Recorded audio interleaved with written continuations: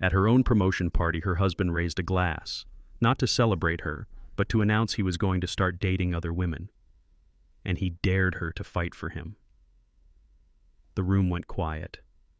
Everyone waited for tears, for anger, for a breakdown. Instead, Harper Parker smiled. Not because the betrayal didn't cut deep. It did. But because she already knew something far worse than his infidelity. Her name had been forged on a mortgage she never signed. He thought he was starting a cruel little love game. He had no idea he had just lit the fuse on his own destruction. She wasn't just a wife who had been cheated on. She was a fraud investigator. And she had spent a decade learning how to follow the money, trace the lies, and dismantle the most carefully constructed deceptions. One receipt, one signature, one silence at a time. The man who thought he could manipulate her had chosen exactly the wrong woman to betray.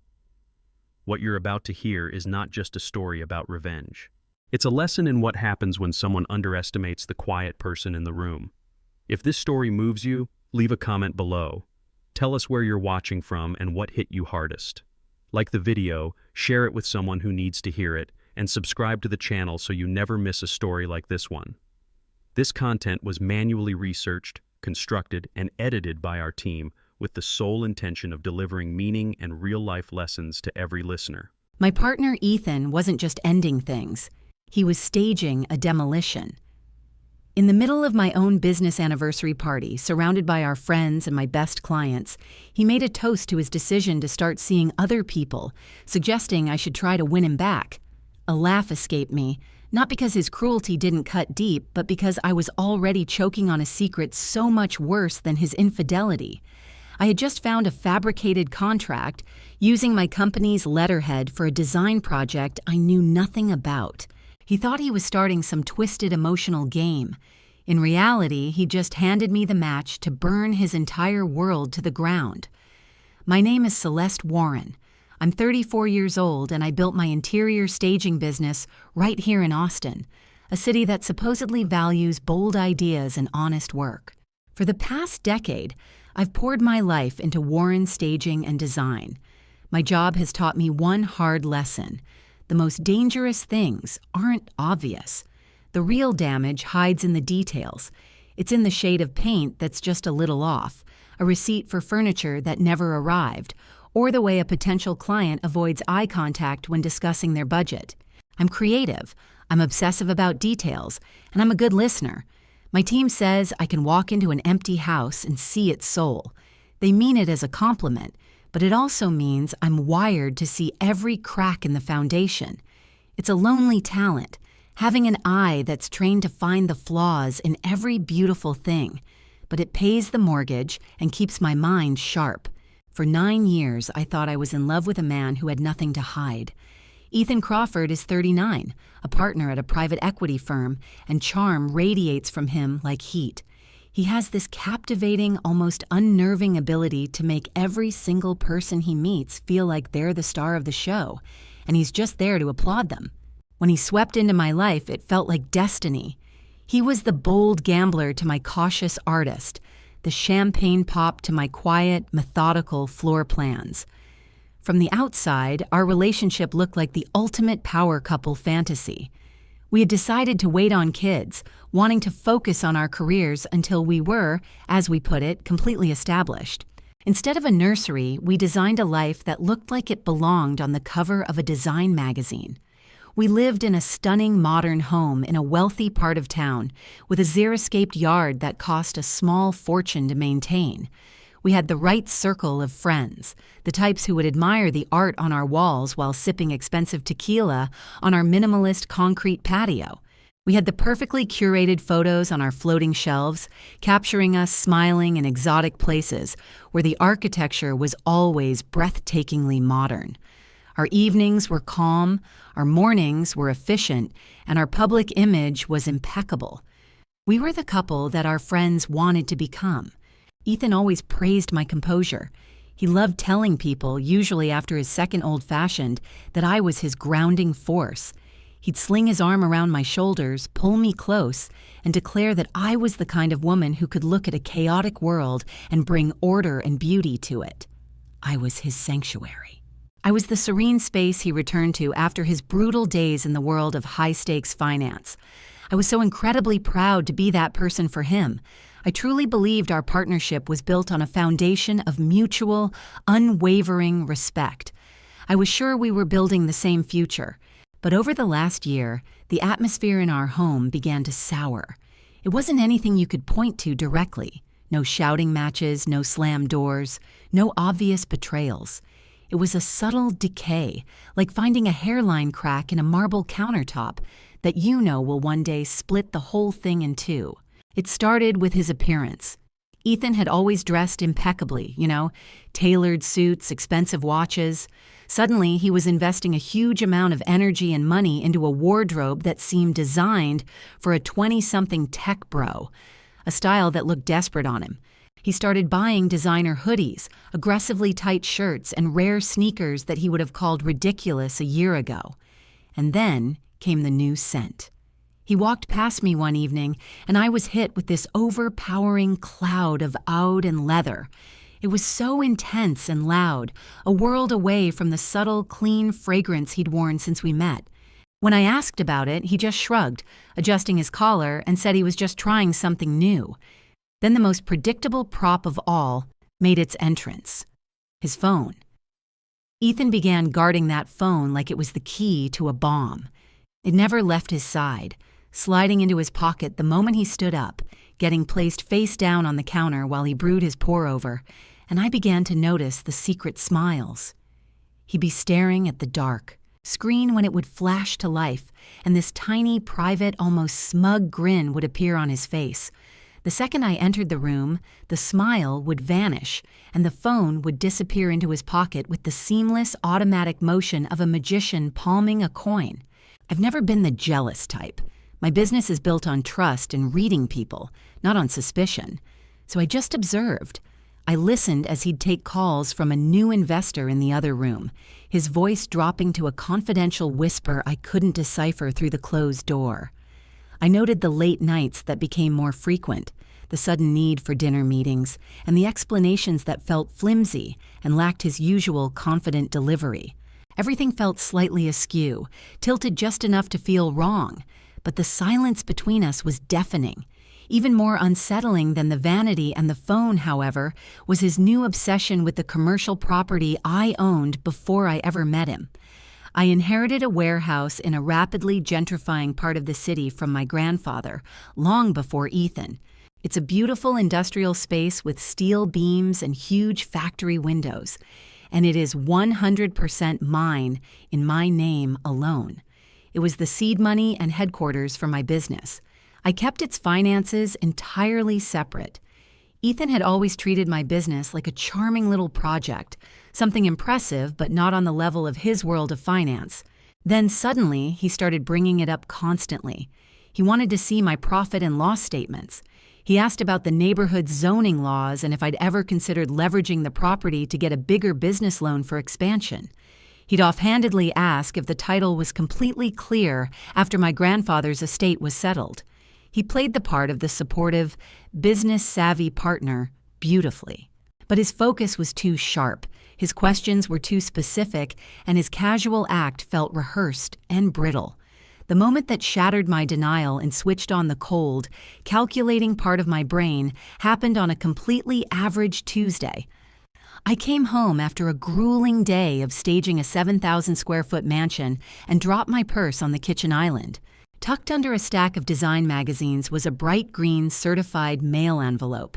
It was impossible to miss against the white quartz. I had just enough time to register that the return address was a corporate law firm I didn't recognize before he walked in. Ethan entered the kitchen with a strange, hurried energy that was completely out of character. Without a word, he swept his hand across the island, gathering the magazines and the green envelope in one motion, and shoved the entire pile into his laptop bag. He shot me a brittle, fake smile, cleared his throat, and said he needed to organize some paperwork from his office before dinner. He never mentioned the envelope, and I never saw it again. I didn't challenge him. I didn't scream and demand to know what was going on. I just stood there in my perfectly designed kitchen, listening to his footsteps retreat down the hall, and felt that icy, familiar dread a business owner gets right before they realize they've been completely screwed over. I didn't have any concrete proof yet. I had no hard evidence of an affair, no paper trail of fraud to show my lawyer. But I knew something for certain, a truth I learned from seeing clients lose everything. When your partner starts intercepting and hiding legal documents in your own home, it's never ever, because they're planning a surprise party for you. The foundation of my perfect life was cracking, and in those dark, widening fissures, I saw the clear outline of a meticulously planned betrayal. He thought I was just the creative, the wife he could easily manipulate. He forgot that I built this company from the ground up. The peaceful quiet of my home at night, which once felt so comforting, now sounded like a bomb ticking down to zero. It was 1:13 in the morning on a Thursday when my phone buzzed, lighting up the dark bedroom. It sat on my bedside table, screen facing up. Beside me, Ethan was fast asleep, his breathing deep and even. I grabbed my phone, thinking it was a late-night text from a contractor. It wasn't a message, but a sterile, automated notification. A security alert, cold and impersonal, from my business banking app. A new payee had just been approved for wire transfers, one I had never heard of. I slipped out of bed, my feet cold on the polished concrete floor, and crept with my laptop into the cavernous master bathroom, sitting on the cold tile of the shower bench. The security alert IP address was a straight shot, right into the heart of Ethan's downtown corporate office. He was asleep next to me, breathing evenly, while just hours before, someone at his computer had been systematically walking through our entire financial history. All the little weird moments I'd brushed aside suddenly clicked together, forming a picture I couldn't bear to look at, one hidden by the noise of our perfect life. That next Saturday morning, I was in the driveway with my first coffee, staring blankly as the sprinklers soaked the garage door instead of the lawn. Our neighbor Mark shuffled across the street in his robe to get the morning paper. He leaned over the low stone wall between our houses, laughed, and said he wished he had my husband's boundless energy. He made a crack about the silver Porsche that had been showing up to get Ethan before 6 a.m. for the past few weeks. I pasted on a smile, my face a perfect casual mask, but the ceramic mug in my hand felt like it was about to shatter. Ethan had been so damn specific, telling me he was taking his own SUV to the club those mornings for early tea times with new clients. You can't wedge a set of golf clubs into a two-seater, and high-level investors don't send a Porsche to pick up a mid-level director at dawn. I kept my mouth shut. Starting a fight with half the facts is just screaming into the void, so I launched my own quiet mission. It started, of all places, in the laundry room, as I went through the pockets of his gray designer suit before dropping it at the cleaners. My fingers closed over a wadded-up piece of that glossy thermal receipt paper. I unfolded it under the humming fluorescent light. It was from a boutique floral shop way over in the ritzy part of town, one arrangement of pink peonies and white ranunculus, paid for with cash. A week later, while searching for a charger in his leather duffel bag, I found a receipt from a very exclusive French restaurant shoved in a side pocket. The total was nearly $300, 2 glasses of vintage champagne, a dozen oysters, and 2 entrees. The date stamped on it was a Tuesday night he had sworn he was stuck in a conference room, eating cold pizza with some supplier from out of state. The physical evidence was sickening, but the digital breadcrumbs were what activated every alarm my business sense ever gave me. I was in my home office later that week, sifting through the usual junk in my personal email. My mouse was hovering over the delete icon when a single subject line, jammed between a sofa ad and a phishing attempt, made my blood turn to ice. It was an automated notification from the Mecklenburg County Property Office. The subject line just read, "Title Status Update Request." I felt my heart do a slow, sickening drop. The parcel identification number listed belonged to my little brick studio in the Arts District, the one I inherited from my grandmother. Within seconds, I had a new browser open, my fingers pounding the keyboard, pulling up the county's online records portal. The frantic clicking of the keys was the only sound in the otherwise silent house. I ignored the basic search and went right to the pending instruments database, a section most people don't even know is there. I typed in the address of my studio, a property in my name, and my name alone. The system churned for what felt like forever. Then a single line of text appeared. There it was, glowing on the monitor, a pending change to the title, just waiting to be finalized. The document itself was password protected, but the request was there, solid and terrifying. I just sat there, staring until the words blurred. I hadn't filed anything on that building in over 5 years. Someone was moving my chess pieces when I wasn't even at the board. After that, the real mind games began, served with a smile right at my own kitchen island. My mother-in-law, Darlene, began showing up uninvited, just a little too frequently to be a coincidence. She's the kind of woman who speaks in polite, passive-aggressive riddles while smelling like an entire cosmetics floor.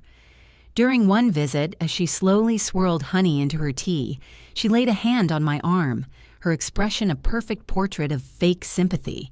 She heaved a sigh and launched into a monologue about the difficulties of marriage. She looked directly at me and said that some men, when they reach a certain stage in life, they just need to feel like they can still win something. They need validation that they're still desired out in the world, she said, taking a delicate sip of tea. The comment was so bizarre and unprompted that a wave of nausea washed over me. She wasn't trying to offer comfort. She was laying the groundwork for an excuse. She was trying to prime me to accept a betrayal she was already aware of. His shadow life even had an administrator. His assistant, a young woman named Alyssa, became a recurring character in our evenings. The phone would buzz on the end table, usually close to midnight. Ethan would snatch it with a speed that felt desperate, look at the screen, and then quickly step out of the room. I'd hear the low drone of his voice from the hall, and I would turn on the bathroom faucet just to drown out the words. He'd walk back in, running a hand through his hair with a weary smile, and say it was just some emergency with a new development. But a crisis makes your voice tight, stressed. And his voice through the door was never stressed. It was low and soft and intimate. Alyssa wasn't calling about shipping logistics in the middle of the night. She was managing his other schedule. And then, the last domino, the one that made the whole disgusting picture come into focus, fell on a perfectly average Tuesday morning. We were standing in the kitchen. Sun was pouring through the windows, illuminating the dust motes dancing in the air. Ethan was pouring coffee, leaning against the marble island looking like a model from a catalog for happy, successful husbands. He took a drink, and then, peering at me over the rim of his mug, he asked me to text him a clear photo of the front and back of my driver's license. He said it so smoothly with such rehearsed calm that almost anyone would have just pulled out their phone and done it. He claimed he was putting our names on the waiting list for that new private club by the lake, and the membership board needed immediate identification for both spouses. He gave me that smile, the one that could disarm armies, the one that had closed 1,000 deals for him. I looked straight back at him and felt a complete chilling absence of any emotion at all. I smiled back, picked up my purse, and lied right to his face. I told him I was already 20 minutes late for a client, that my wallet was at the bottom of my work tote, and I didn't have a second to dig for it. "I'll send it to you this afternoon," I promised him. As I backed my car out of the driveway, my hands were gripped so hard on the steering wheel that my knuckles were bone white. The truth locked into place with the heavy, final clang of a bank vault door. This wasn't just some bored husband trying to get a thrill in a cheap motel room or buying flowers for another woman. A man who is just having an affair doesn't need a high-resolution photograph of his wife's government ID. A man who is just cheating doesn't need to be secretly accessing shared legal and financial files at 1 a.m. Every instinct I had, sharpened over a decade of building my own business, was screaming at me. He wasn't just being unfaithful, he was constructing something official, something that needed my signature and my legal identity. The affair was just a diversion. The real crime was a calculated financial assault, and I was the target. The dinner was supposed to be about me, Our closest friends, Wes and Dana Carr, had arranged the whole evening on their stunning rooftop deck to celebrate a huge milestone for my company, Warren Designs. I had poured 7 years of my life into that business, and it was finally hitting a new level of success. This dinner was meant to be a celebration of the long hours, the sacrificed weekends, and the sheer focus it took to build something from nothing.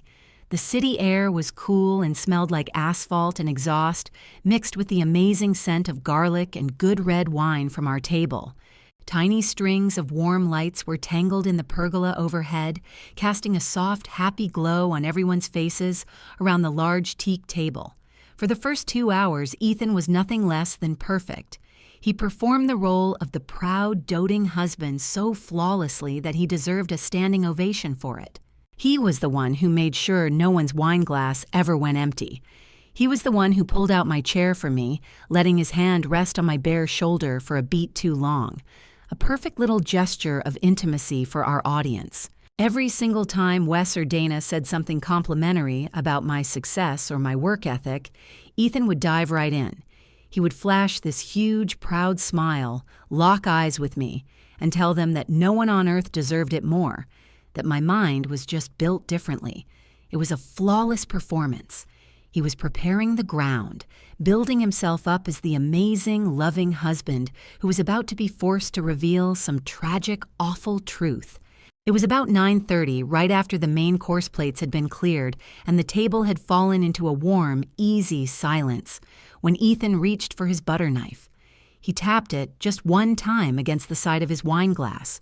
The clean, sharp ring of crystal cut through the rooftop noise, and instantly, everyone fell silent. My best friend Chloe was beaming, resting her chin on her hands, completely ready for a celebratory speech about my big promotion. Instead, Ethan got to his feet, adjusted his perfect gray blazer, and surveyed our friends like he owned the entire restaurant. He inhaled like he was about to deliver a monologue and began by thanking Chloe and her husband Liam for having us. And then the mood just shifted. His voice went low and theatrical, like he was some guru sharing a profound universal truth. He claimed my career move had triggered this massive personal crisis for him, making him question everything about ambition, personal liberty, and the true meaning of self-development. He launched into this whole speech about feeling boxed in by social norms, dropping all this therapy speak garbage like stagnation and personal evolution. I watched the words leave his lips, hearing how polished and rehearsed it all sounded. He locked eyes with me, his expression a masterpiece of manufactured pain, and announced to our friends that our love was suffocating him. With a perfectly calm voice, he told everyone he needed to date other people. He literally described it as an expansion of his emotional horizons. Then came the twist that made my blood run cold. He wasn't leaving me. He wasn't asking for a divorce. He was framing his infidelity as some kind of twisted growth opportunity for our relationship. He explained to our stunned friends that if I valued our 9 years, if I wanted to save our life together, I would have to use this period to show him why I was the one. He was telling me to compete for him, to enter a contest against his future, flings to earn back my place as his wife. A dead silence fell over the rooftop terrace. It was so still I could hear the faint buzz of the wine cooler from across the patio. Liam was frozen with his fork halfway to his mouth. Chloe's face had gone completely white, her eyes fixed on Ethan like she was witnessing a public execution. And Ethan just stood there, wine glass in hand, projecting this serene, self-satisfied aura as if he'd just performed some act of great moral courage. He was waiting for my response. I realized he had orchestrated this whole thing to weaponize my own shame, deliberately trapping me in public. He was expecting the shock to shatter me. He wanted a breakdown, screaming, begging him to reconsider. He needed to cast himself as the prize in this twisted drama, with me playing the pathetic wife who couldn't let go. In that single, frozen second, it all clicked into place. I looked at the man I'd spent nearly a decade loving, and I understood. This wasn't an honest moment. It was a preemptive attack. He was creating a narrative so that when his financial secrets finally imploded, he could use this dinner as his alibi. He was trying to frame me as the unhinged, needy wife who couldn't accept his evolved perspective. A public freakout would have been perfect for his script, but I just stayed seated. I took in his expensive haircut, his perfect silk tie, and that arrogant, waiting expression on his face, and then I laughed. It wasn't hysterical or out of control. It was a soft, low sound that was totally real. The noise just escaped me, cutting through the thick silence like a razor. It was the specific kind of laugh that can make a man playing God feel utterly powerless. Ethan's practiced, sympathetic smile completely dissolved. His brow furrowed, and for a split second, I saw a flicker of genuine panic in his eyes. He lowered his glass slightly, his posture becoming rigid. I calmly picked up my cloth napkin, folded it neatly, and placed it beside my silverware. My voice was steady, totally empty of emotion. I looked somewhere over his shoulder, speaking clearly enough for our friends to hear, but quietly enough to draw them in. I told him I don't audition. I said I would never compete for the role of my own wife, especially not in some sad public spectacle he'd arranged. Color flooded his cheeks. He knew his entire script had just been incinerated. He began to sputter out a defense, raising his hands in a gesture of surrender. He tried to shift his tone to be calm and patronizing, insisting that I was taking it all the wrong way. He kept repeating that this was just a frank discussion about relational dynamics, spewing more pop psychology phrases to regain control. But the audience was gone. Liam was just staring at his plate, a muscle twitching in his clenched jaw. Chloe was giving Ethan a look of pure, unadulterated contempt. Our friends saw right through the modern man facade. They saw the cruelty. They saw him trying to disguise his bullshit with a self-help vocabulary. I didn't bother waiting for him to finish. I just rose from my chair. I collected my purse from the table. Turning to Liam and Chloe, I gave them a genuine smile and thanked them for the lovely evening, complimenting the meal. I didn't give Ethan another glance. I crossed the patio, my heels making a firm, steady sound against the flagstones. I summoned the elevator, got in, and watched the doors slide shut on the wreckage of his pathetic little play. I didn't cry on the way down. I didn't cry handing my ticket to the valet, and I didn't shed a tear during the 20-minute drive, seeing the city lights blur past my window. The sadness wasn't there anymore. It had evaporated, leaving behind a cold, sharp-edged clarity. The person who walked into our house that night wasn't a wife fighting for her marriage. It was a woman starting an investigation. I tossed my keys on the counter and went directly up to my office. I settled into my desk chair, cracking my knuckles as I powered on my secure business laptop. It was 11:15 at night. Ethan believed he was masterminding some complex emotional chess match. He had no idea I was opening a formal investigation into him. I bypassed the public records and used my company access to go straight into the restricted property database. The glow from my 2 monitors cast a cold, sterile light on my face and created long shadows in the silent room. The only sound in the dark house was the low drone of the central air. I requested the full deed history for that brick commercial property he owned on the south side. The document appeared, and the facts were laid out in plain text. A new commercial loan had been secured against the building. The principal was for $620,000. The listed borrower was Harper Parker. My heart didn't sink. I didn't make a sound.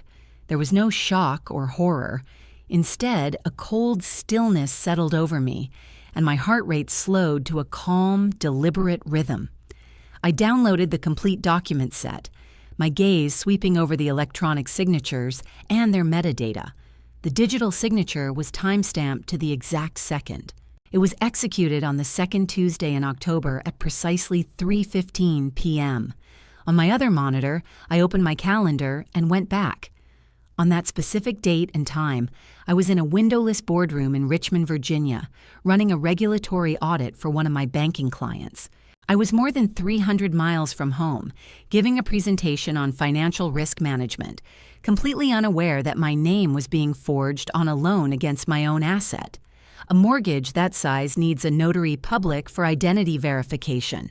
I navigated down to the remote notarization block on the form, and there it was, embedded as identity proof, a high-res image of my North Carolina license. I moved closer to the screen. It wasn't my valid ID, the one in my purse downstairs. It was an old one, the one that had expired 2 years ago. I recognized that specific scan instantly. He pulled it from the massive file of documents we'd compiled when we refinanced our home 5 years prior. I remembered how he insisted on saving a complete copy for our records. The notary service listed was some sketchy online outfit that probably just bulk processes documents without doing a real video verification. Or maybe he found an actress who vaguely resembled my old photo. In the end, how he did it was less important than the sheer, stunning arrogance of it. $620,000 is not pocket change. In my business, that kind of money never just sits in a simple bank account. I pulled up the wire transfer details from the closing documents. The funds weren't deposited in our joint account or any of our investment accounts. The entire sum was wired directly to a new corporate account for a company named Blue Alder Holdings, an LLC he had never mentioned to me. I opened a new browser tab and ran a search for the business on the Secretary of State's website. The result came up instantly. The only registered agent and managing member of Blue Alder Holdings was Ethan Crawford. As soon as the loan money hit that account, he started breaking it into smaller pieces. It was a classic layering tactic, textbook money laundering designed to obscure the source of the cash and make it disappear. I followed the money, one wire transfer after another. The biggest one was a massive, non-refundable deposit wired for a slick, new luxury condo they were putting up in the downtown arts district. Then another charge hit me. $45,000 paid directly to a company named Winnellier Staging. I found the automated payments for a high-end corporate apartment he was renting, a short-term lease in the priciest part of Charlotte. The rest of the money was just hemorrhaging out in these small, sickeningly specific ways. Bills for private jets for weekend trips, charges from exclusive coastal resorts, and huge payments to high-limit credit cards I didn't even know existed, all registered to an address that was not our home. This whole financial autopsy kept leading me back to my own life, to our house. I logged into the secure portal for our joint account, the one we'd been building our future with for almost 10 years. I exported the last 8 months of transactions into a spreadsheet and ran a quick filter on all the deposits. The numbers laid out a story of a slow, quiet theft. It all started precisely 7 months ago. That's when Ethan began methodically reducing his direct deposits to our shared account. For the past 90 days, his financial contribution to our life had been exactly zero. He had just, with a quiet cruelty, stopped helping to pay for the roof over his own head. While he was funneling all our home equity into his new condo and paying off some other staging company, I was shouldering 100% of our mortgage, the ridiculous property taxes, every utility bill, and the hefty insurance premiums. He was literally living in my house for free, hoarding his own money to finance his perfectly staged escape. I had to see the whole ugly blueprint. I got into his personal cloud storage, using the administrator access he'd so carelessly left me on our home network. I dug through what felt like endless folders of his boring work files until I found it. A folder hidden in plain sight, labeled with a random string of numbers. Inside was his masterpiece, a financial spreadsheet that detailed his entire projected life without me. And right there, sitting in a neat little cell on the second page, was the address of my small brick studio apartment, the one I owned long before I ever met him. Beside it, in a column he had the nerve to label classification, were 4 words: liquid revolving marital asset. He saw the building my grandfather left me, my inheritance from before I even knew his name, as his own personal ATM. His plan was to drain all the equity from it, pin the fraudulent loan entirely on me during the divorce, and then stroll away with the new, clean assets he'd acquired with his secret business. The sheer, breathtaking arrogance of it all just incinerated whatever sadness I had left. He wasn't just breaking my heart. He was systematically trying to gut my financial future, ruin my credit, and demolish my security just to build a golden escape hatch for himself and whoever else. A different kind of woman, one who wasn't an expert in corporate fraud, would have stormed into the bedroom and screamed herself hoarse. I didn't move from my desk chair. I didn't make a sound. I just unlocked the bottom drawer of my desk and pulled out a high-capacity encrypted flash drive. Then, with methodical precision, I began downloading everything.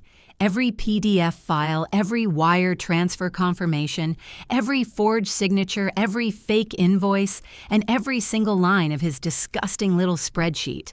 I made 2 identical clones of the drive for good measure.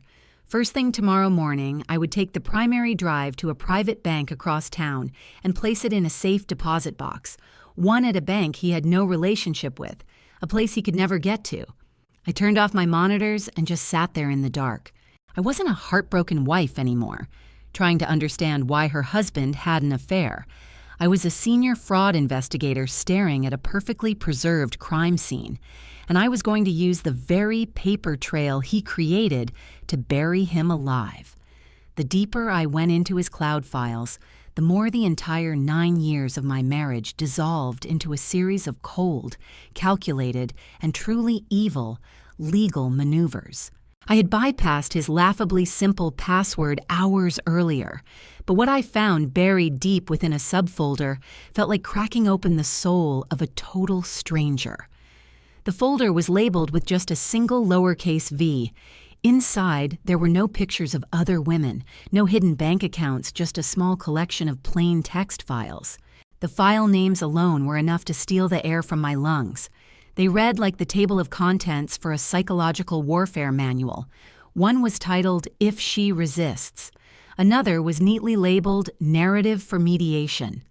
A third file, updated just 2 days before that awful rooftop dinner, was called simply, "Do Not Let Her Control the Narrative."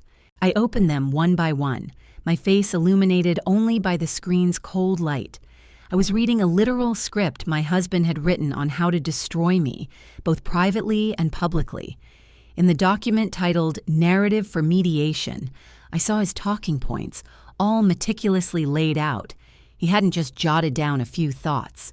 He'd written out complete polished paragraphs, rehearsing the specific lies he planned to tell our lawyers and any mediators. He had constructed this entire alternate reality where our marriage had been, in his words, emotionally open for over 18 months. He wrote with such conviction about how we were slowly growing apart, how we had both agreed to move beyond what he called restrictive monogamy. In his twisted, carefully composed fiction, him announcing he was going to date other people wasn't a betrayal. He presented it as the next logical phase in our mature, progressive dialogue about our relationship. It was a complete masterclass in gaslighting, all saved for future use in 12-point font. I clicked on another file, this one a bulleted list of his immediate social objectives. The second item on that list made my blood turn to ice. It detailed his intention to provoke a massive, public, emotional scene from me. He wrote that he had to corner me when we were with our friends. He wanted our friends, people like Mark and Jessica, to witness me having a complete and total meltdown. He needed them as witnesses, people who could later testify that I was desperate, that I was pathologically jealous, that I was a deeply unstable woman who couldn't accept his enlightened honesty. That was the entire purpose of his little speech at dinner. He wanted me to lose my mind, to perform the role of the crazy, hysterical wife, so he could easily slip into the part of the calm, reasonable husband who had suffered for so long. My quiet, cold laugh must have completely derailed his entire plan. But the rot went deeper than just him. In another folder filled with backed-up text messages, I discovered a conversation between Ethan and his mother, Sharon. I scrolled back through weeks of their constant daily communication. Sharon knew. She knew everything. And she wasn't some passive bystander who just silently disapproved. She was an active partner, a willing collaborator in his scheme. Her texts to him were filled with toxic advice, all of it disguised as a mother's loving concern. I saw one she sent at 8 o'clock on a Sunday morning, where she explicitly told him to keep pushing my buttons, to keep probing my emotional weaknesses. She told him to systematically wear me down and make me feel insecure. She wrote that a woman who feels her life is falling apart will do anything to prove she's still desirable. His own mother, Sharon, had literally handed him a manual on how to orchestrate my mental breakdown. Suddenly, all her little unannounced visits, all her condescending advice over tea about how men need to feel like predators, it all became so much more vile. She would sit right there at my kitchen island, sipping tea from one of my favorite mugs, while actively advising her son on how to methodically take apart my sanity. I also uncovered the exact digital methods he used to keep his two lives completely firewalled from each other, raising no suspicion at his firm. I found a complete message history between him and his junior executive assistant, a young woman named Alyssa. She was aware of all his schemes and was eagerly and actively helping him sidestep any professional blowback. They communicated in this disgusting, thinly veiled corporate speak. He would tell her to book an overnight site inspection for Project Delta or to schedule a late dinner meeting to align with a new vendor. I cross-referenced those dates with the paper receipts I'd discovered in his carry-on bag. Project Delta, as it happened, was a weekend trip to a coastal resort with some other woman. That vendor alignment meeting was a $300 dinner at a French restaurant downtown. Alyssa had weaponized her administrative access and her complete control over his calendar, converting his constant cheating into a series of perfectly documented, company-sanctioned business trips. She ensured his corporate itinerary was a flawless, unbreakable alibi for every single time he disappeared. The horrifying reality of his deception began to creep backward in time, poisoning memories I once believed were genuine efforts to save our marriage. For the last 6 months, we had been attending marriage counseling every other week. I honestly thought he was trying, that he wanted to repair the cold, silent chasm that had opened up between us. How could I have known that he was sitting in a therapist's office, twisting our story into a weapon against his own wife? I had no idea that while he was whining and dining me, promising a future, he was simultaneously building a legal narrative. He was carefully crafting a record of a cold, career-driven woman who drove him away, a performance for an audience of one therapist who was unknowingly taking notes for his future defense. It makes my stomach turn to think about it now. Every story he told me about his loveless marriage was likely a rehearsed line, perfected on some poor therapist's couch. Every sad sigh he gave me over dinner was probably a bit he was trying out. He was using therapy not to heal his marriage, but to document its death in a way that would make him the sole beneficiary. He was turning a healthcare professional into an unwitting pawn in his long con. But the truth, the part that connected his elaborate lies to my own life, wasn't something I found. It was brought to my door. It arrived in the form of his wife, a woman I never expected to meet, who held a folder that contained the blueprint for his betrayal, a spreadsheet he'd called Exit Calculation Draft. It was his playbook for divorce, a cold financial model of his escape. She showed it to me right there in my office. We scrolled past lines detailing their home equity and retirement accounts. Then my blood ran cold. My eyes locked on a single-line item under the heading, Joint Marital Liabilities. There it was, in black and white. A $620,000 commercial mortgage, the loan he'd secured against her property by forging her name. His plan, she explained with a voice like shattering ice, was to argue in court that this stolen, laundered money was a shared marital debt. He was going to use the family court system to legally force the woman he'd robbed to pay back half the money he used to fund his other life, a life that, I was horrified to realize, included me and my business.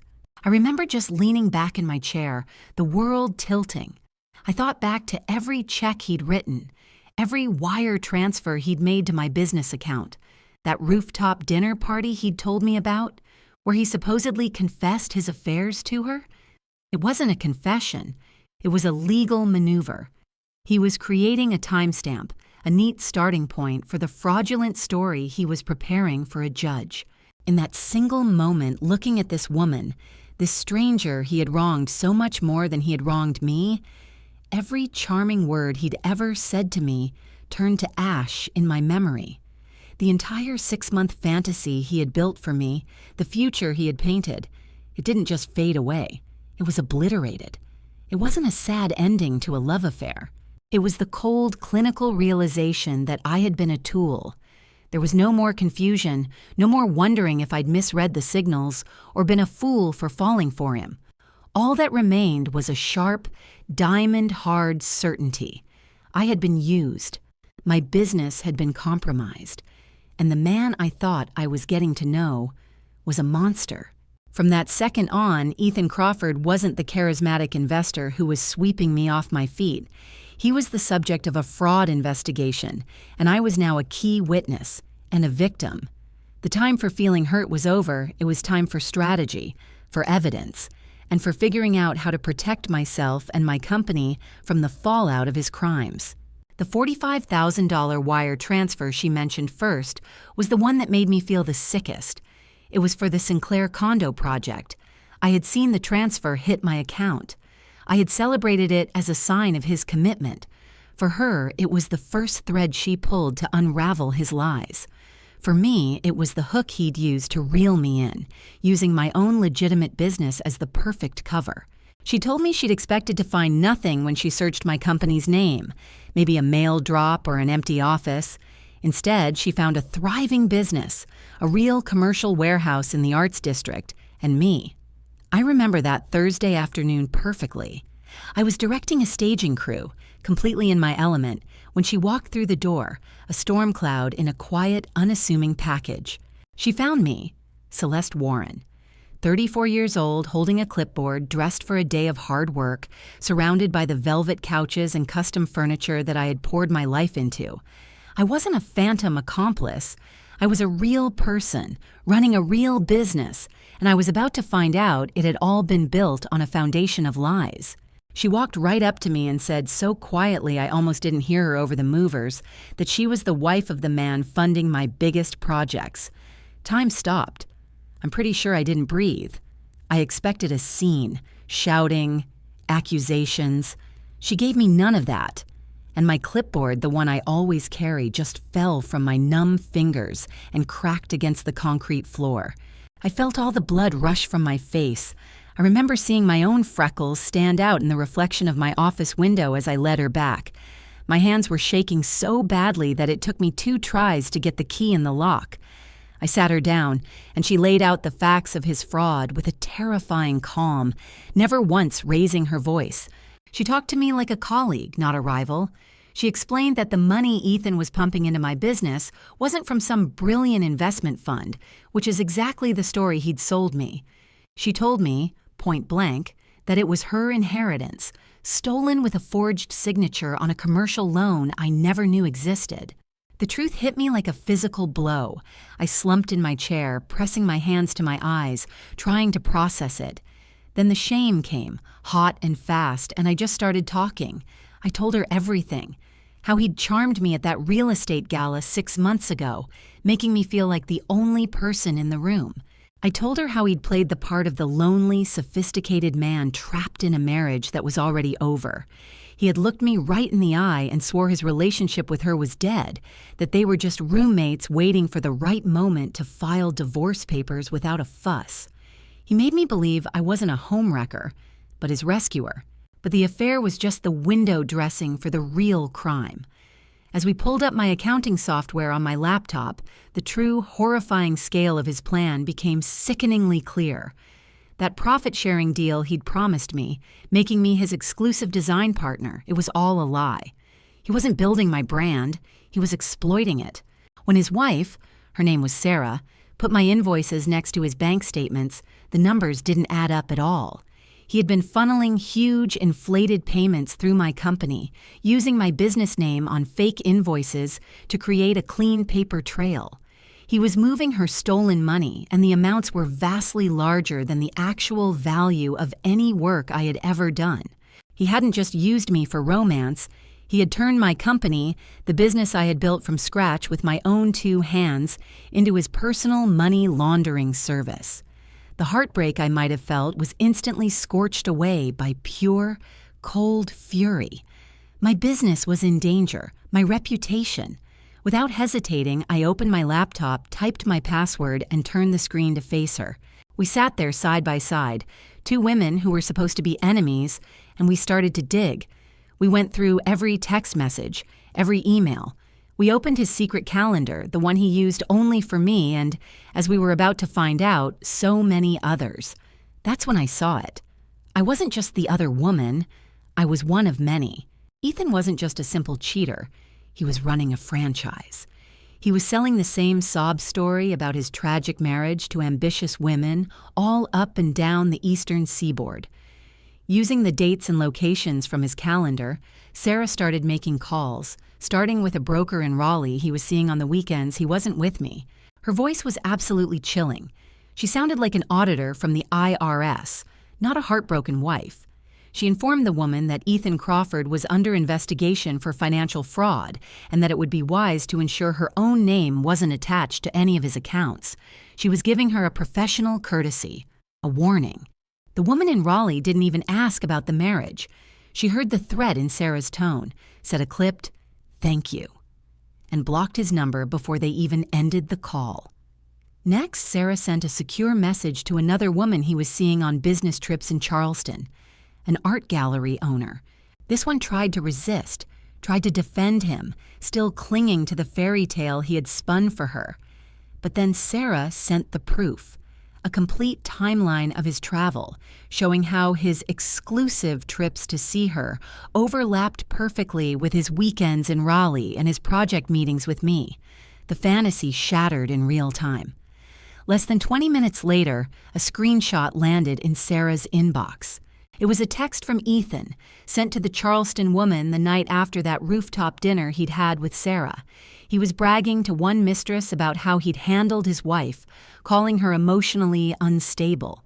He wrote that he knew she would come crawling back once she realized what she was losing. And in that moment, sitting in my own office, Sarah and I stopped being his wife and his mistress. We were just the women who were going to burn his entire world to the ground. It stopped being a fight over a man the moment his wife, Sarah, and I spoke. We were 2 professionals who realized we'd been systematically conned by the same parasite. For me, the violation of my business was as deep as the heartbreak, and that pain made me her most dangerous ally. So I sent her everything. I mean, huge dumps of data. Every email, every saved voicemail with his whispered lies, his flight confirmations, and every clean original invoice from my company. As I watched my evidence flood her drive, I knew she'd find the ticking clock I couldn't. She found it in a frantic email chain I'd forwarded between Ethan and a property developer.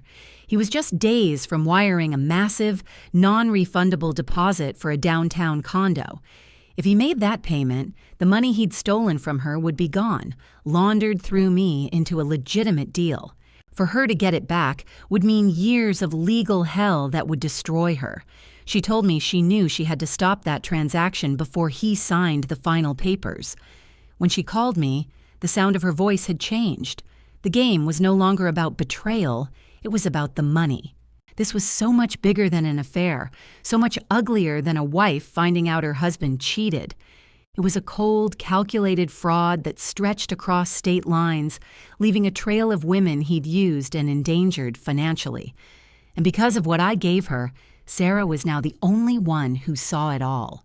She was the first to connect all the dots, and she was ready to use his own smug confidence as the weapon that would bring him down. Her sadness had been replaced by a sharp, cold focus. That Monday, she didn't go to her insurance office. She went to see a lawyer named Marianne Tate. Marianne was a litigator whose name alone made developers in Charlotte break into a cold sweat. She wasn't the kind of lawyer who sent threatening letters. She was the one you hired to freeze assets with lightning speed before the fraud became a permanent financial scar. Sarah told me she walked into that big office and didn't waste time on tears. She just handed over the encrypted drive full of my files. She laid out the timeline, the fake loan documents, the shell corporation, and all the information I'd given her. Marianne just listened, her focus absolute. In less than 20 minutes, her entire team was mobilized.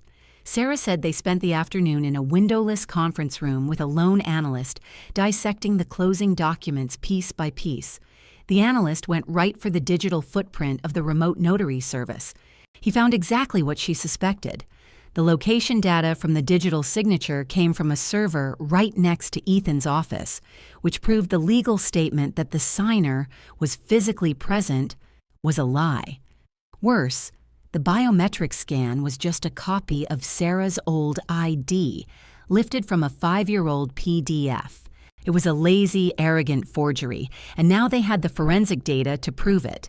She needed to lock down her building's history, so she called her best friend, Nora Bell.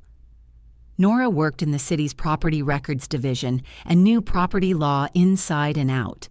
Sarah told me they worked late over nothing but black coffee, with Nora pulling the entire ownership history of the studio. She found the original deed from Sarah's uncle, tax records from 15 years back, and every permit ever filed, all in her maiden name. It was an ironclad wall of proof. His name had never been on a single legitimate document, and he had never paid 1 cent toward the building. With my evidence and that solid history, Marianne and Sarah went on the offensive. They bypassed customer service and went straight to the executive fraud unit at the bank that had issued the loan. They showed them everything: the forged signature, the fake location data, the shell company. The bank's top executives looked horrified. Marianne demanded an immediate freeze on all of Ethan's accounts and was very clear: they were not to contact him or his fake company under any circumstances. The last thing they wanted was to give him a 48-hour head start to move the money offshore or cook up some new lie. They wanted him caught flat-footed. At the same time, Marianne filed for an emergency restraining order on the property, freezing the asset completely. That order made it impossible for him to sell, transfer, or even attempt to use the studio as collateral. They locked it down so tight he couldn't borrow $10 against it. After securing the legal side, Sarah dealt with the home front. On Wednesday, she went back to their house. She told me she moved through the house like a ghost, going straight for the fireproof safe in their closet.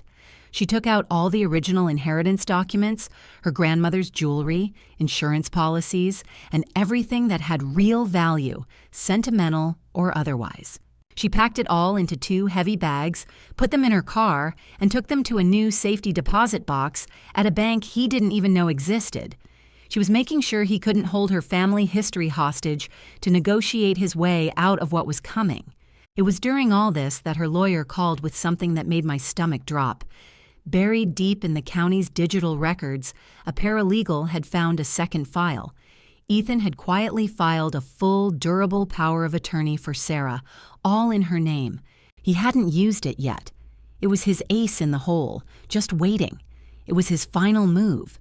If the fraud had worked, he would have used that power to empty her retirement funds, sell her stocks, and completely gut her financially, all with her own legal signature. He wasn't just planning to leave her, he was planning to erase her. That one terrifying discovery solidified everything. When Sarah got back to Marianne's office that night, the lawyer told her that from that moment on, she had to become a total ghost. Marianne told her there would be no more angry texts demanding why, no vague, sad posts on social media for everyone to see. She was forbidden from playing the part of the broken, humiliated wife that he expected. A predator like Ethan, she said, feeds on the emotional chaos he creates. He relies on the meltdowns and the desperate calls because that's his proof of power. If Sarah got angry, he would paint her as unstable. If she cried, he'd use her pain as fuel. The only way to truly break his brain was with absolute, bone-chilling silence. Sarah was completely on board. She told me she went home that night and found him in the kitchen pouring an expensive bourbon, totally braced for the fight he thought was coming. He gave her that tight, superior smile, the one he probably used right before he started quoting some self-help guru at her, and she gave him nothing. She walked past him, her expression completely blank. She got a glass of water and went upstairs to the guest room. She said the soft click of the lock landing in place sounded like a gunshot. For 3 days, that silence became her weapon. She didn't ask where he was going. She didn't react when his phone buzzed with texts from me long after midnight, texts I was now strategically sending. She treated him like a stranger on the subway, with a distant, polite indifference. She could see the confusion in his eyes hardening into paranoia. He had a whole script written in his head where she was the weeping victim, but the star of his show had just walked off set. He kept trying to find a way to provoke her, but she'd already cut all the strings. He had no idea her silence was the sound of a guillotine being raised. The man who served him the papers was painfully ordinary, just a guy in a tan jacket holding a fat envelope. He found Ethan at exactly 9 a.m. on Monday, right in the glass lobby of his office building, probably holding some $9 coffee, getting ready for his first meeting. They handed him the injunction and the fraud summons right in his office lobby, in front of God and everybody, right next to that stupidly enormous marble security desk he loved so much. My phone vibrated on the counter exactly 6 minutes later. I was right here at my kitchen island with a fresh cup of tea, just watching his name light up my screen. I ignored it twice, letting it ring out to voicemail, but I answered on the third try. I just put the phone to my ear and said nothing, just waited. His voice slithered out of the speaker, thick with that fake syrupy charm that I now realize always made my skin crawl. He called me by my old pet name, his voice all high and innocent like some lost little boy. He asked me what this whole crazy paperwork mix-up was about that some guy just served him with in his own building. I just let the silence hang there between us, stretching it until it felt heavy enough to choke on. That fake sweetness evaporated. Raw panic started to seep through the phone. He began talking a mile a minute, the words tripping over themselves, demanding to know why I'd gotten a lawyer involved without telling him first. When I still didn't say a word, the panic curdled into this ugly, venomous rage. He dropped his voice to a nasty, toxic whisper. I could picture him hiding in a bathroom stall somewhere. He hissed that the massive business loan was some kind of brilliant financial strategy for our future, a big-picture move my simple little mind just couldn't comprehend. He swore that his disgusting toast at the dinner party was just some clumsy attempt at radical honesty. And then he had the nerve to accuse me of orchestrating this whole legal nightmare just because my feelings got hurt in front of our friends. He seriously tried to pass off my reaction to felony identity theft as me throwing a tantrum over being publicly humiliated. I let him spew his poison until he was completely out of breath. The second he paused, I delivered my one and only line. My voice was completely flat, cold as stone. I said, "You took out a loan in my name, Ethan, and from this moment forward, you will speak only to my lawyer." I hung up the phone and blocked his number before he could even form a response. The shockwave I set off didn't just torpedo his personal life. It blew a crater straight through his professional one. By 11 that morning, my lawyer Marianne had already formally notified the HR department and the board at Sable Arc Properties. Her letter was ice-cold and clinical, laying out how their director of procurement had likely used company resources and his title to commit a major act of private commercial fraud.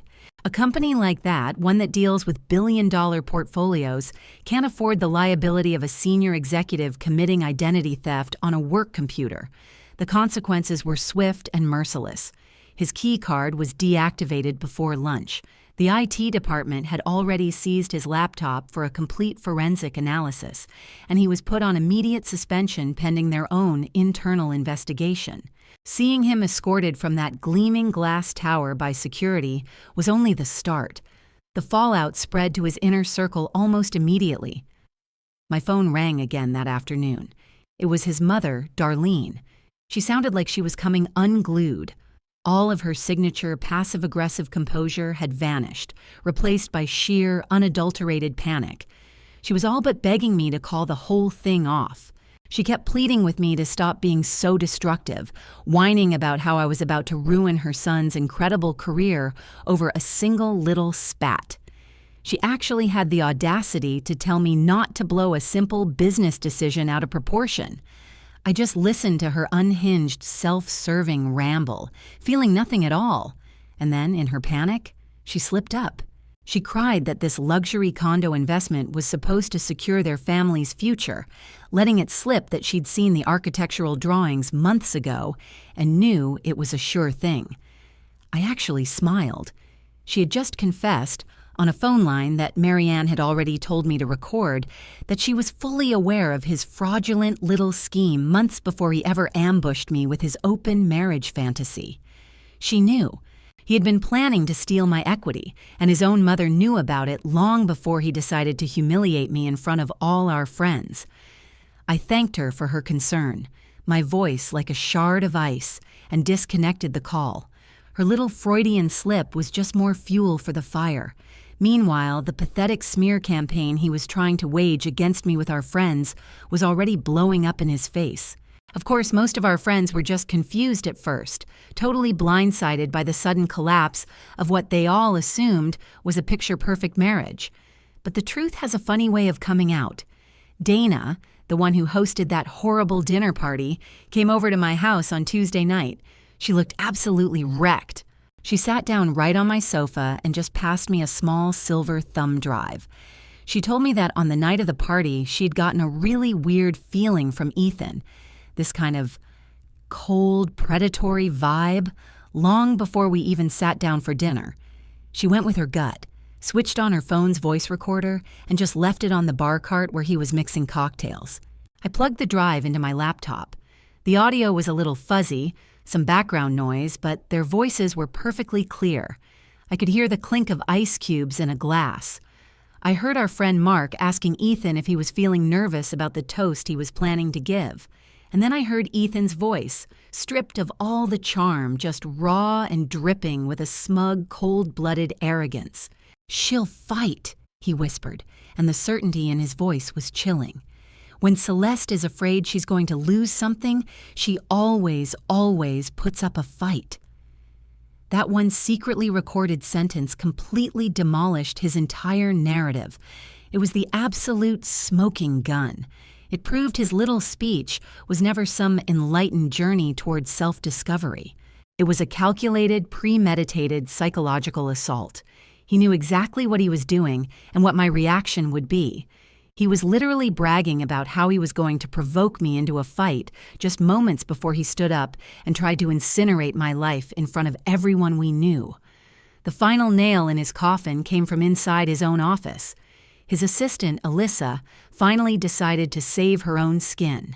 The minute the suspension was announced and the internal investigation began, Alyssa saw the legal notices demanding access to every email, every text message, every calendar entry. Whatever dog-like devotion she had for her handsome boss vanished instantly when she was faced with the real possibility of being charged as an accessory to a federal crime. Her survival instincts took over. On Wednesday night, a huge encrypted file showed up in Marianne's inbox, sent from Alyssa's private email account. The poor girl was terrified of getting caught in the crossfire, so she handed over absolutely everything. The file was a goldmine of evidence. It contained every fake meeting and every phantom project entry she'd ever logged for him to cover his tracks. It had the server logs that proved he was signed in on his work computer at the exact time the fraudulent digital notary stamp was created. And even worse for him were the emails I had already provided, the ones where I'd requested huge refunds from high-end jewelers and five-star hotels on his behalf, which detailed exactly how he was spending the money he'd stolen from me. By Thursday morning, the pristine, untouchable reputation of the man I had married was gone. Completely and irreversibly shattered. He wasn't the brave, progressive husband speaking his truth to a repressive wife anymore. He wasn't the brilliant business mind being persecuted by a scorned woman. The evidence had stripped him bare. He was just a desperate, methodical con man who had cast his wife as the crazy one. He was literally banking on my emotional breakdown to create enough of a smokescreen for him to get away with funding his new life with my money. His entire escape plan was built on the assumption that I would be too devastated to ever look at a balance sheet. He was about to find out exactly how hard I could fight, just not in the emotional way he expected. The lawyer he brought on was precisely the type of shark you hire when you're guilty as sin, but have deep pockets. The guy was impossibly slick, wore suits that cost more than my car, and had a real talent for twisting black and white facts into some kind of murky, emotional gray zone. His first move was a truly breathtaking piece of legal bullshit. He filed a motion claiming that I had given my implied consent for the loan. He tried to weave this fantasy that because we'd had vague conversations about spicing up our marriage, and because I worked in a finance-adjacent field, that I had somehow tacitly approved of his highly creative method of asset liquidation. This lawyer tried to blur the very clear line of felony wire fraud and forgery, repackaging it as a joint marital investment strategy that merely suffered from a communication breakdown. Marianne didn't even bother arguing about our feelings or the state of our marriage. She countered his ridiculous narrative with a weapon that was perfectly clear and brutally simple, a chronological timeline of the facts. During that first deposition, trapped in some soulless, windowless office with flickering lights humming overhead, his lawyer did everything he could to get a rise out of me. He'd loom over that big conference table, his voice just dripping with this phony concern, asking about my feelings, my devastation, and the humiliation I endured at that party. He was digging for tears, hoping for a complete meltdown. He wanted a soundbite of me as the hysterical, scorned wife trying to use the system to get back at a man who cheated. I gave him absolutely nothing. I sat there as immovable as the stone statues in the lobby. I never once mentioned my shattered heart, and I damn sure never mentioned the other women. I did not use the word cheating a single time during that entire 4-hour ordeal. Whenever he asked me how I felt, I would just calmly and coldly redirect the conversation back to the evidence. I spoke only of the forged digital signatures, the discrepancies in the ID validation dates, my sole and exclusive rights to my premarital assets, and the exact bank routing numbers he used to funnel my money away. It was when Laura's lawyer, Marianne, laid out the timeline that the floor fell out from under me. On a polished conference table, she mapped it all out, and the simplicity was just brutal. Every fake invoice, every wire transfer into the shell account he had me set up, happened weeks before that night he came to my apartment, smelling of expensive wine, and spun that sad story about needing to leave his wife. His whole pitch about a new beginning was nothing but a smokescreen for a crime already in progress. And that's when the foundation of my own denial finally shattered. I walked into Marianne Tate's office, the air thick with an irony so bitter I could taste it, and I signed the affidavit. My hand didn't even shake as I swore under penalty of perjury to the truth. I explained in painstaking detail how Ethan Crawford had used my staging business, my dream, as a laundromat for his stolen money. My statement was the proof his wife needed to show how he'd leveraged my company's good name to justify transfers that had nothing to do with sofas or paint colors. I handed over years of my immaculate financial records, every receipt and every invoice, which proved the money coming from his phantom corporation was completely bogus. It felt like handing over my own heart for inspection. Around the same time, I heard the bank's compliance team delivered the final nail in his coffin. Marianne's subpoenas had forced them to release the server logs, all of them authenticated and time-stamped. I never saw the mortgage documents for his wife's property, but Marianne told me the details. The signature wasn't faked from some random hotel. It was done from his office. The digital footprint led directly back to the IP address at his firm, right to the computer that belonged to his assistant, Alyssa. Poor Alyssa. I remember him saying how loyal she was. I guess we all were, in our own way. The evidence of his con was absolute, locked away in digital vaults. But I've learned that cornered men don't get smarter. They get stupider. On a Tuesday night, with a cold rain slicking the streets, I got to see his last pathetic gasp for control. It was my turn. I was in my design studio, late, trying to lose myself in fabric samples. The alley door buzzed, and my heart jumped.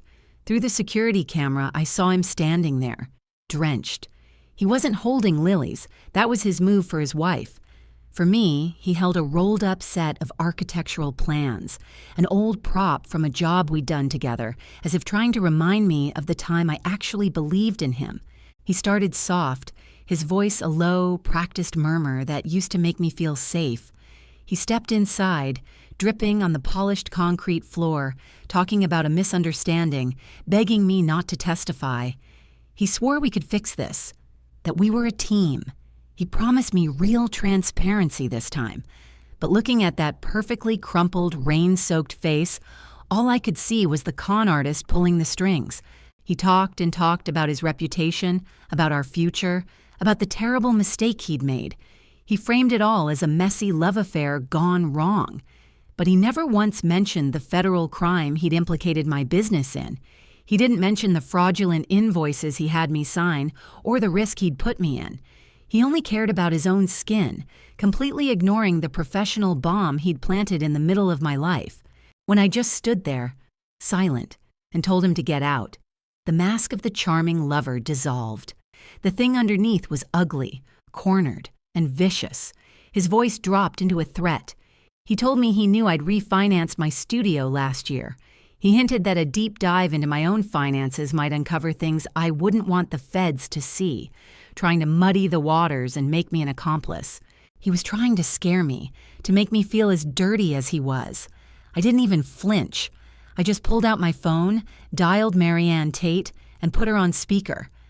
I think a small part of me enjoyed it. Marianne's voice was like ice water in the quiet studio. She informed him in crisp legal terms that attempting to intimidate a material witness in an active federal investigation was a felony, and that their entire conversation, now witnessed by his wife's counsel, would be submitted as evidence to the court and the U.S. Attorney's Office.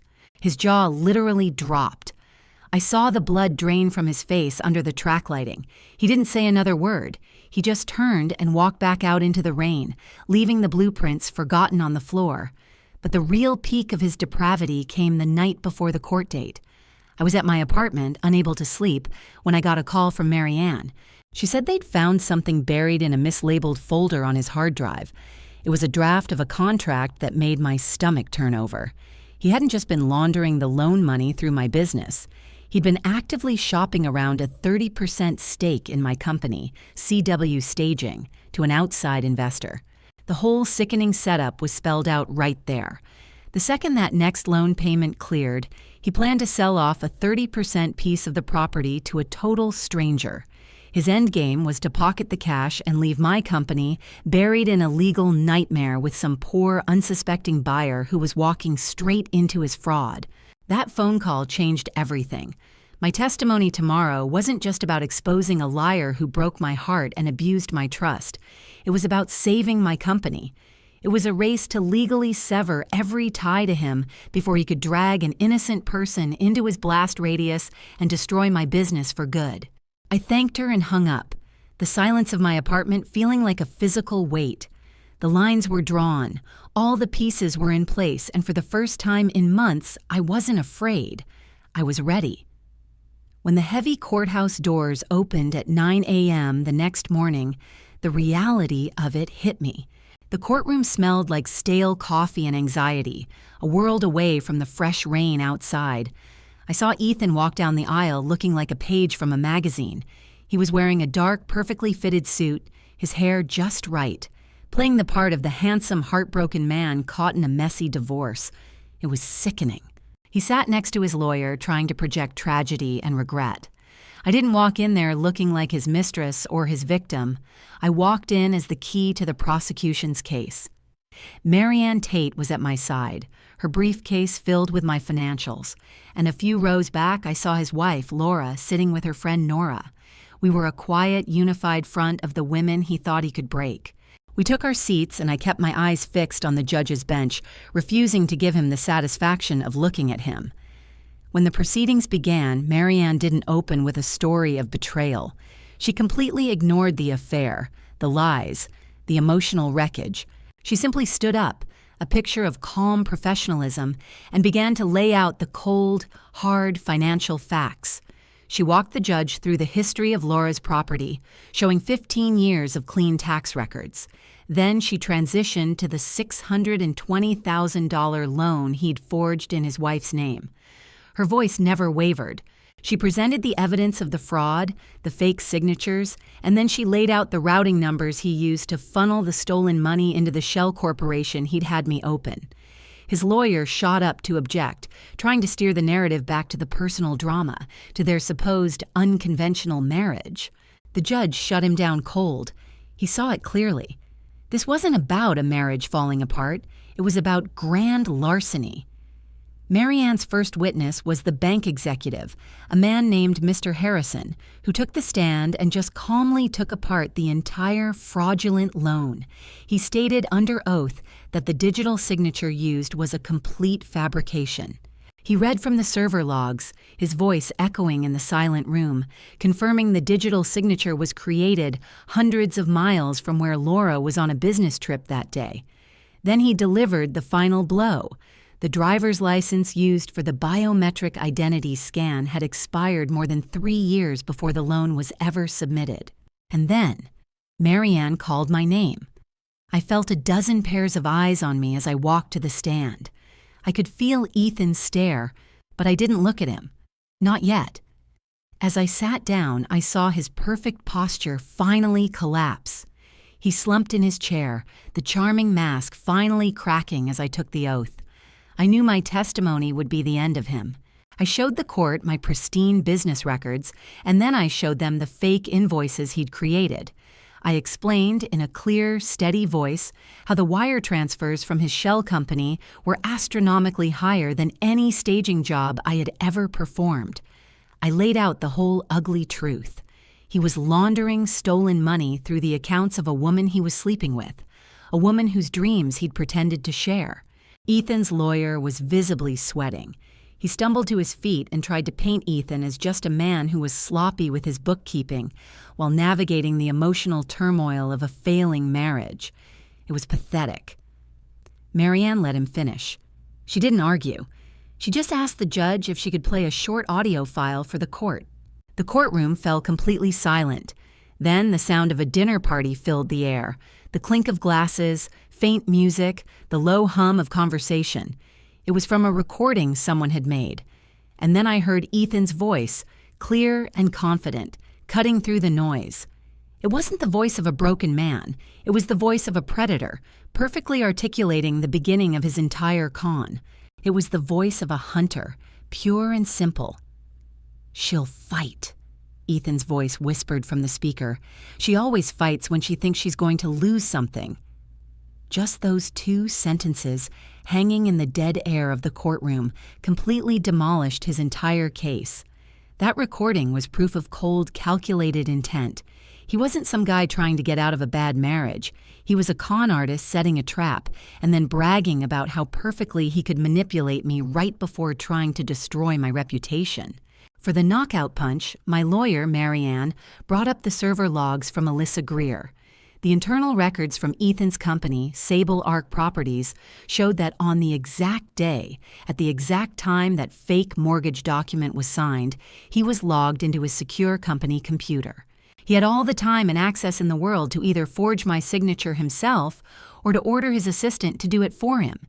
He was completely cornered. His lawyer, seeing it was over, just threw up one last pathetic prayer. He stopped trying to deny the fraud and started arguing that since the money was for our life together, the debt should just be split 50-50, like any other marital asset. He tried to claim our marriage was just a flexible partnership and that we should share the consequences as we parted ways. Marianne didn't even let him finish. She walked right up to the judge and presented the spreadsheet I'd discovered in Ethan's hidden cloud drive. She zeroed in on one single line where he had already classified the $620,000 fraudulent loan. He had deliberately categorized his own grand theft as a shared marital debt. He had actually typed out his plan to force me to repay half of the money he stole from my own family's inheritance. The judge just sat there for what felt like forever, maybe 3 full minutes, reading that file in absolute silence. When he finally looked up, his expression was pure ice. He didn't just reprimand them, he brought that gavel down with a finality that shook the room. The court declared the entire mortgage null and void, instantly clearing the lien from my family's home. The judge then ordered a complete freeze of every penny left in Ethan's fake company and gave my lawyers total authority to seize all the capital he had already squandered. But the real kill shot landed right at the end.